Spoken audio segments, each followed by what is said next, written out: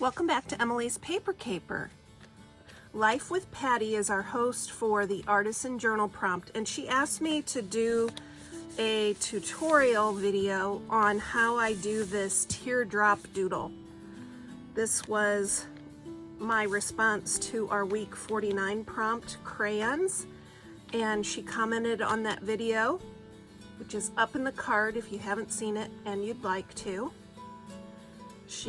Her comment asked me to show her how to do this so that she could give it a try. I will just explain a couple of things. First of all, this is a doodle I've been doing for a couple of years, and it is changed and evolved. I'll show you how to start it, and I'll give you some tips about it. For week 49, I made the teardrops much larger so that I could color them in with crayon. Usually I do a much smaller teardrop like this. So to get you started, I'm going to show you the larger version, and then we'll go to the smaller version and we'll just talk about it along the way. First of all, don't be precious about the paper you use. It can be scratch paper. This is an old letter from Statesman Bank from 1989. I found it when we were cleaning out some stuff. It's a perfect surface for doodling.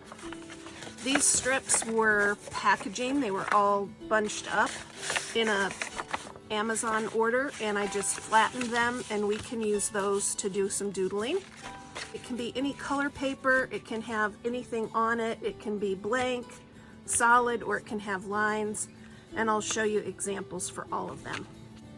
So to get started, I picked a nice thick round tip because I think you'll be able to see it better, and I'm going to try to draw in a way that my hand won't cover up what I'm drawing.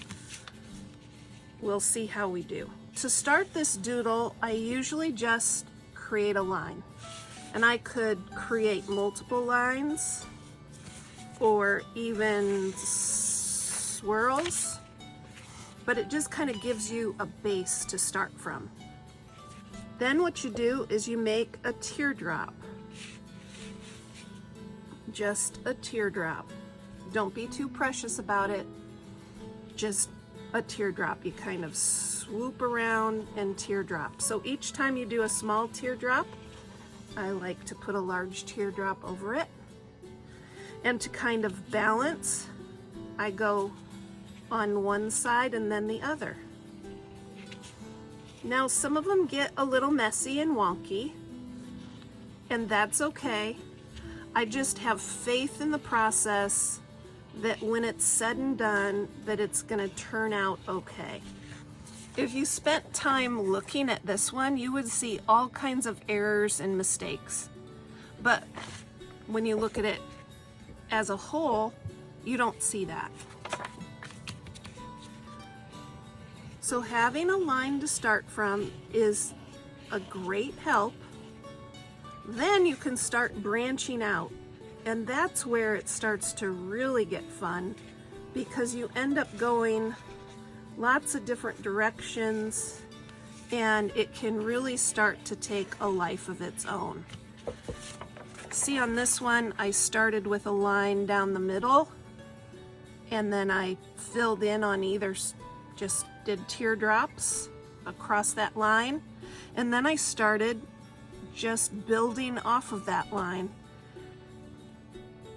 I may have drawn a line here as well and then built off that and just let it go. And it's super, super fun and satisfying. A very relaxing doodle to try. So this was a kind of a swoosh line. It wasn't straight. Let's do this circular line.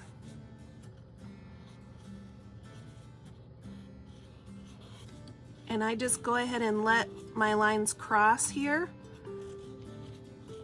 That's okay to let them cross. See how this circular line, it goes right through.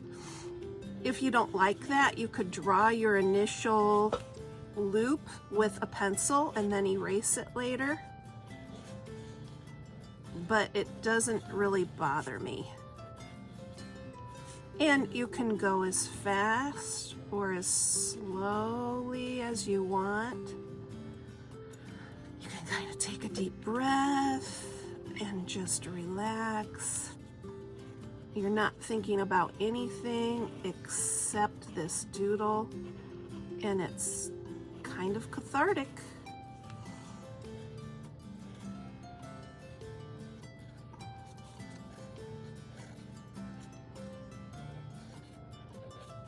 And at some point, it gets to the point where I'm not even really picking up my pen. See how I'm just going right into the next teardrop? It's very satisfying. It's relaxing. And then every once in a while you pick up your marker or your pencil. Okay, then what you can do is bring in some different texture and color. I'm just going to use a fine tip pen, and you can start adding different colors, filling in as you go. Just keep going and keep going. And you don't have to finish it. You can set this aside and come back to it later. There are no rules. Another thing I like to do is you can color these in. You can make little decorations in here. So just other doodles, whatever you want. Don't overthink it. After you've done it for a while, you'll come up with a few go-to patterns that you really like. Or you can just color in solid. Right? You could color these in solid. Like sometimes I'll color the small teardrop in and leave this one open, or vice versa. You can also kind of outline some of the shapes.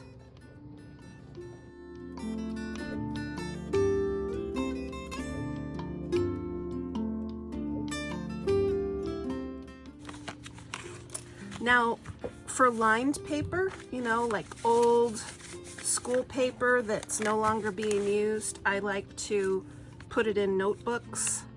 This is a little book that my sister shared the Rand McNally Atlas with me. We cut the covers off, cut them in half, created a little notebook with old cookbook papers, old coloring book papers.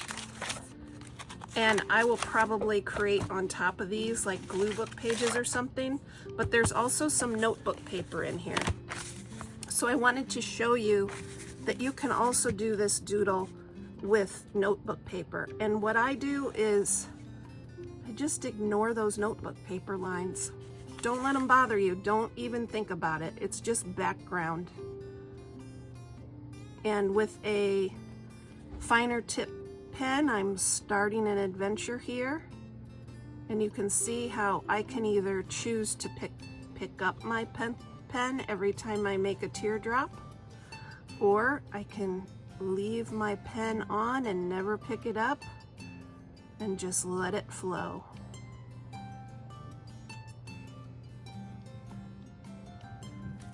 I was doing this per a request from Patty at Life with Patty, but if Patty or anyone has questions about what I'm doing here, just let me know. I'm happy to talk about it.